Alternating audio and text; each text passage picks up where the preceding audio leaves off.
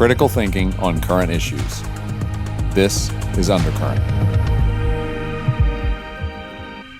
I'm so glad that you've joined me today. I've been overwhelmed with so much feedback from these first 3 episodes of season 1 of Undercurrent, and just how many of you are feeling like there's a voice, there's something giving voice to things you've been thinking about but didn't always know how to articulate it, or whether you're even allowed to articulate it. And that's part of the goal here with Undercurrent, is taking these current issues, looking underneath, and trying to understand what's really afoot. How are we thinking well and best about the moment that we're in? Well, in today's episode, we are going to be talking about trust. Who can you trust? You know, trust is the currency. When trust starts to break apart in a civil society and starts to shred the fabric that holds us together, then all kinds of bad things happen. Polarization happens, people seeing each other as us versus them, as other people that have different ideas being the enemy. All kinds of bad things come when a society doesn't have trust. And moving forward, how do we know who to trust? How do we know if the news that we're receiving is the right headline? How do we know if it was produced by a human or artificial intelligence? You see, the questions are going to continue to rise, and who you can trust will become a dominant question that you will have to answer. And you'll start to find those that you can trust. You'll find them based on those that over time have been consistent, those that over time use original sources and the kinds of content and ideas that they're putting forward. And you'll likely always want to reference whether there's history attached to what's being described or whether it's just a new idea. You see, this is just a taste of what we'll be talking about in today's episode. But before we go into this episode, I want to invite you to join me Thursday morning, April 27th, 9 a.m. Central Time, qideas.org/live. Our Culture Summit goes live Thursday and Friday, 9 a.m., both mornings, and we want you to be a part of it, so much so that we're making the first session available, and it's going to be a great morning because we're going to be launching and naming our new brand and our new initiative for the next decade, where we're going as an organization and how we're coming alongside you as leaders to not only help you learn, but to help come alongside you as you lead your friends, your family, your community, your churches, your schools, everywhere that you have influence. How can you do it better? Well, we're going to be talking about that at 9 a.m. Thursday mornings. Go to qideas.org/live. Get on that email list so that you can receive a notification and you can join us for that first session. And then if you want to be a part of the entire 2 days, you can actually watch it live or on demand by going to qideas.org/culture summit. You can learn all about it by a virtual pass and be with us for these entire 2 days, over 35 different presentations dealing with the most current issues and helping us think well about them. I hope you'll join me there.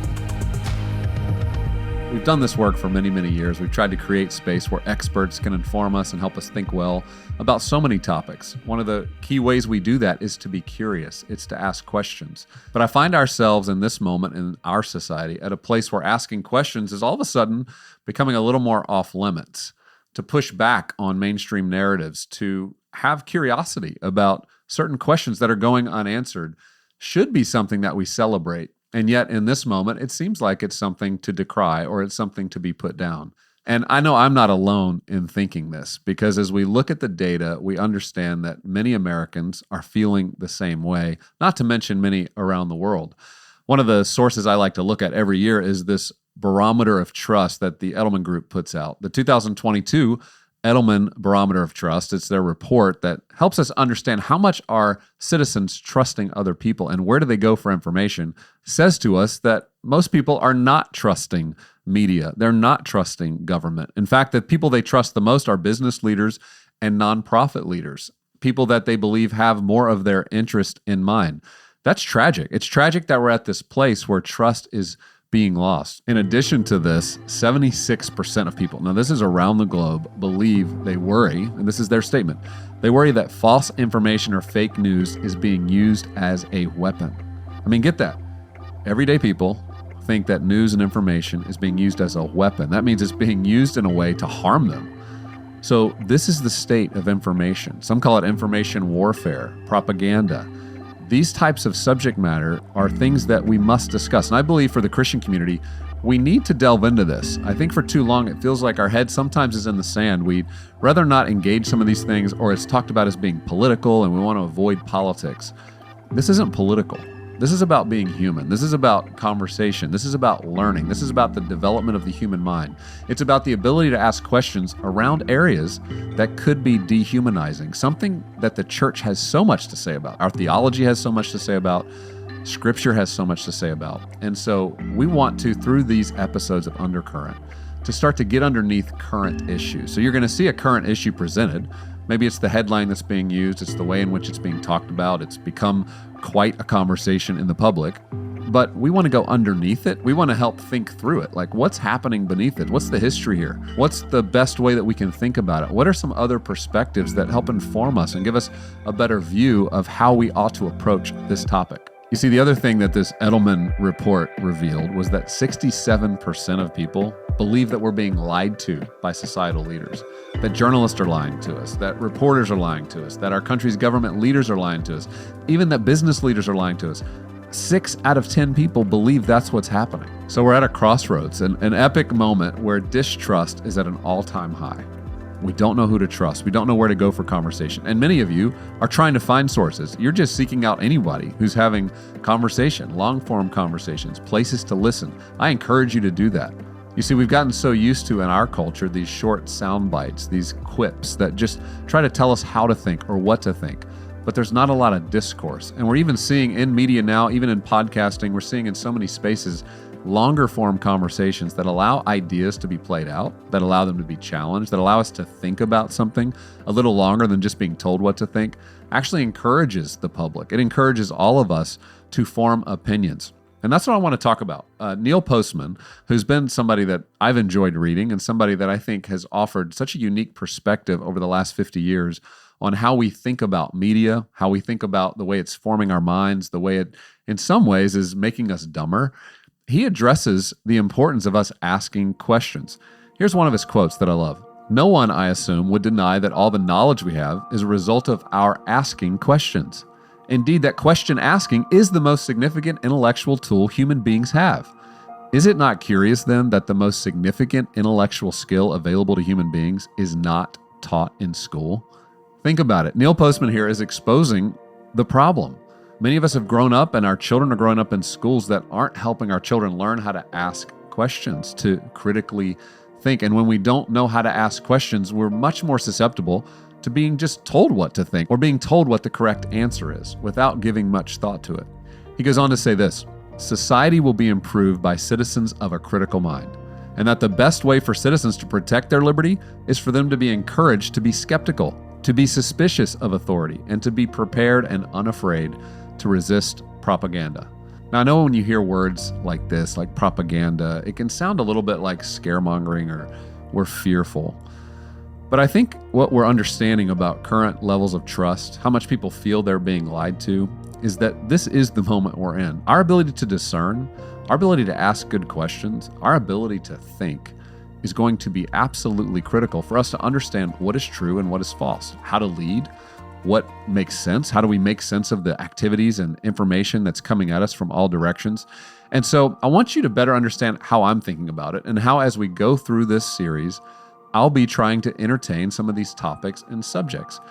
I don't just assume that you trust me or that you trust that my motives are perfect or that I'm going to always get it right. In fact, I know there'll probably be some things I'll get wrong. And I want to make sure that if I do, I come back and tell you that I inform you about areas where maybe I was misinformed, because the purpose of this conversation and helping to get underneath the current issues is we got to go exploring. We got to get curious. We got to listen to a lot of opinions and try to better understand how to think well about it.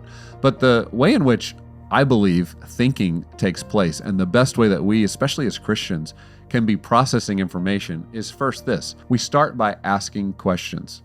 And this gets back to curiosity. We have to be able to just ask questions. And after we ask questions, we gather information, right? We start to look at different perspectives. We learn, we read articles, content, books, we listen, we take in information, and hopefully from credible sources, people who have experience in that space, who have researched it thoroughly, have written about it, and have a deeper understanding than maybe we would if we just spent a few minutes thinking about it. And then third, we want to look through this lens of what does timeless wisdom have to say about this? Some of the topics we'll talk about, maybe we've never encountered before, but in many cases, the church has encountered these questions. They've been asked over many, many years, hundreds of years. I remember one of my dear friends and mentors late in his life, Chuck Colson, talking to me about this. And we were talking about current issues, and we were discussing the current issues of the day. It was about whether just war theory was a legitimate theory. It was about sexuality and how that was showing up in our culture, and how do Christians think about this. To me, as a young, late 20-something at the time, I was of the impression that a lot of these are new issues that we needed to discuss. And what Chuck Colson helped me understand is, Gabe, you need to read some old books. You need to go back much later than the current moment to understand that the church fathers have dealt with so many of these issues. They've taken time to write about them. They've taken time to think through them theologically. And when we're informed with this timeless wisdom, it actually helps us sit in our moment, in our age, and we're more prepared than ever to address these issues. Sure, they might come under a different name, a different title, a different current issue angle, a different alarmist perspective. But when we dig underneath, we start to see, no, these are the same types of questions that have been raised over many, many millennia. But after we have wisdom, fourth, we want to actually draw a conclusion. Make a decision about, what do I think about this? What do I believe about this? And it's a good decision sometimes to just go, I'm not sure yet. I need to learn more. My informed, drawn conclusion is that I'm not sure how I land on this. I'm going to keep learning. But then finally, once you've come to a conclusion and defined what that is, that you then encourage others to think with you about it, that you don't think in isolation. I think in our current culture, this epidemic of isolation that has happened means many people think about these things to themselves. They process with themselves inside their own head. They're not projecting outward to other people in community who can help them wrestle with these subjects, help them grapple with questions that they have about our culture, about the government, about the state, about the church, about current issues, about politics. And so instead of getting the wisdom of the community, of people who've had different perspectives and have actually walked this road maybe longer than you have, we end up isolated and forming our own opinions that sometimes are not formed in reality. So let me give you an example of what it means to go undercurrent, because I want to address one of the topics that keeps us from thinking about issues and keeps us maybe from asking questions. There's a self-censorship that's started to happen in our society where even if you're thinking something that's not along what the norm is or what the mainstream is thinking about, we don't talk about it because we're afraid that other people will cancel us. We'll say, you're not allowed to have that opinion. And so we start to get quiet. Well, timeless wisdom on this idea of cancel culture, even though it's a new topic to us, there's some wisdom about cancel culture that I think if we were informed about it, it would help us. And from time to time throughout this series, I'm going to bring in experts I've interviewed, maybe we've had talk at one of our Culture Summit events that help us stay a little more informed about this issue. And recently I got to talk to Malcolm Gladwell about cancel culture and really helping us think a little deeper about this idea. Let's listen to what he had to say. We've fallen out of practice with forgiveness. And that's what's going on here. I don't think it's any more complicated than that. Cancel culture is a direct consequence of a generation of people who have grown up in a culture that no longer puts the ethic of forgiveness at the core of what it means to operate in the world, right? That when you don't have that discipline, and it's a discipline, right? If you grow up in the church and you have people on a daily, weekly basis talking about how for Jesus, forgiveness was everything, right? If you take that out, if you don't hear that word and practice that ethic, then cancel culture is the natural consequence. I'm glad that you're going to take the time to dig into these topics, these issues, these concerns with me. And I hope as we explore it together that this becomes a stimulating moment for you every week where you're able to think, where you're not being told what to think, but you're being asked to use your critical thinking skills, to be more informed, to go do your own reading on issues, but then to come back around and go, these conversations must take place. I want them to take place. I need them to take place in my family, maybe in my church life, maybe in my workplace, amongst my friends, that these are the conversations happening in our current culture, and we're going to do a good job of getting underneath them so that we can be the kind of people that not only stay curious, but we really think well, so that we know how to advance good to those who are around us. Well, I hope you enjoyed this conversation on trust. And as a reminder, join us Thursday morning at 9 a.m. Central Time at qids.org/live. Be a part of that first session where you're going to hear an amazing set of talks. We're going to be launching our new brand, our new initiative for the next decade. And in addition, you'll hear a talk from Father Carlos Martins, who's an exorcist, talking about demonology. Rebecca Lyons, my wife, will be sharing on embracing adversity. And this first session will really set the stage for 2 days of dialogue, of learning, of continuing to get underneath current culture. If you're enjoying the conversations we're having in Undercurrent, then you're going to love these couple of days. So go to qideas.org/live for that free session. Go to qideas.org/culture summit if you would like to participate over these 2 days, as well as watch them back on demand in the coming weeks. We would love to have you with us.